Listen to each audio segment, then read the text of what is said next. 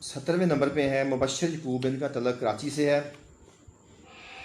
ये मंजिलें तो इश्क की आसान नहीं हैं, इस कदर डूबे हैं कितने, तू भी जा और इश्क में एक नाम कर। तो ये जनाब मुबशर यकूब साहब जो हैं उन्होंने कहा कि बड़े लोग जो थे वो इश्क में डूब गए हैं, तो तू भी डूब जा। अपने आप को मुखातब, अपने आप से मुखातब हैं।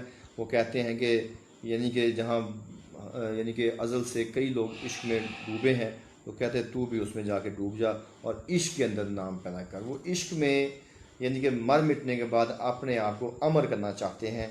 तो अच्छा शेर है आपका। आगे अवैस साकी, इनका तल्लक मंदरा से है।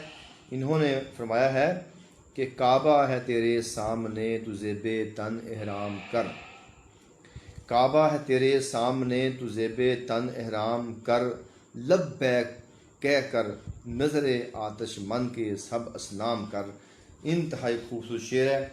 और यानी कि उन्होंने कहा है कि आपके सामने काबा मौजूद है और एहराम पहन ले और लब्बैक कह के जो दिल के अंदर बसे हुए जो असनाम हैं, जो बुत हैं, उनको तोड़ दे, ख़त्म कर दे।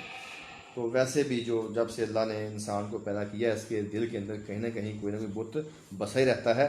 ये वहद एक ऐसी इंसान, एक ऐसी मखलूक है जिसको बार बार दर्द उठता है कि अपने खालिक को नहीं पहचान सकता। दुनिया में कोई जानवर जो है, जानवर, कोई जानवर रुए ज़मीन के ऊपर कोई जानवर जो है वो किसी और की पूजा नहीं करता, किसी और के पीछे नहीं भागता। ये भैंस है, बकरी है, गाय है, गधा है, घोड़ा है, ये सब अल्लाह की इबादत करते हैं।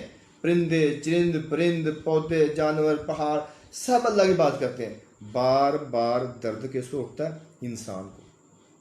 कहीं कोई इंसान गाय को खुदा बना लेता है, कहीं वो आतिश को खुदा बना लेता है, कहीं किसी ने किसी को खुदा बना ली, उसको उससे अपना खालिक पहचाना ही नहीं जाता।